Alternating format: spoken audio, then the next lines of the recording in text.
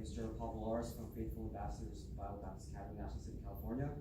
And the title of my selection is We Shall Find Beaches by Wisdom Children. From the moment that the French defenses at Sedan and Meuse were broken at the end of the second week of May, only a rapid retreat to Amiens in the south could have saved the British and French armies who had entered Belgium at the appeal of the Belgian king. But this strategic fact was not immediately realized.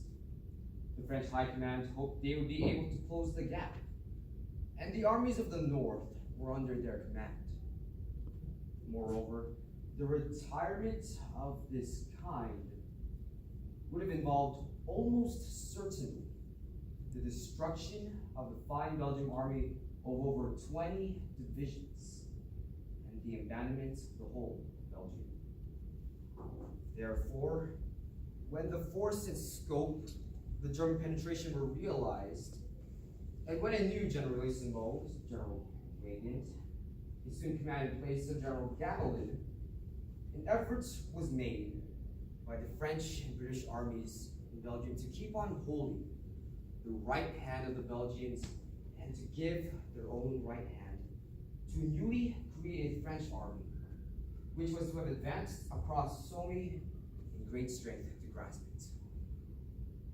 Turning once again, this time more generally, to the question of invasion, I would observe that there's never been a period in all these long centuries of which we boast with an absolute guarantee against invasion, still less than serious raids, could have been given to our people. In the days of Napoleon, the same wind which would have carried his transports across the Channel might have driven away the blockading fleet. There is always the chance. And it is that chance which has excited and befooled the imaginations of many continental tyrants. Many are tales that are told. We are assured that novel methods will be adopted. And when we see the originality of malice, the ingenuity of aggression which our enemy displays, we may certainly prepare ourselves for every kind of novel stratagem, every kind of brutal and treacherous maneuver.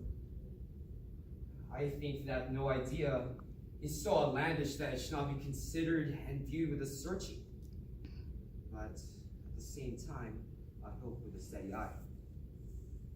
We must not forget the solid assurances of sea power and those which belong to air power if it can be locally exercised.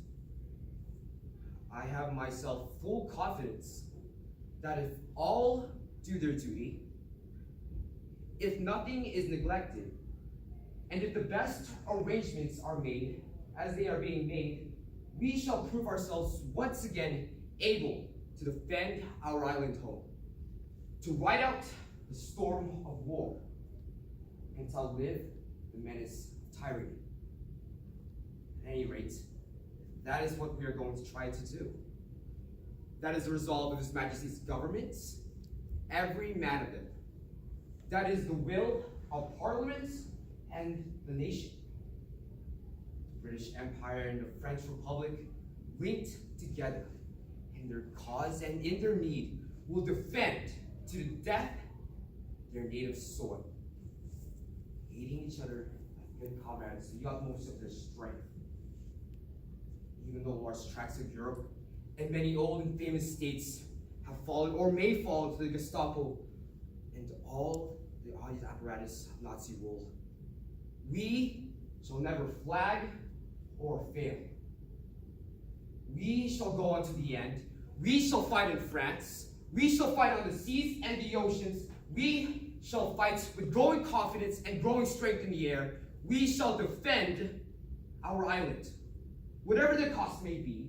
We shall fight on the beaches. We shall fight on the landing grounds. We shall fight in the fields and in the streets. We shall fight in the hills. We shall never surrender. And even if, for which I do not for a moment believe, this island or a large part of it was subjugated and starving, then our empire beyond the seas, armed and guarded by the British fleet, would carry on the struggle until in God's good time, the new world, with all its power and might, steps forward to the rescue and the liberation of the old.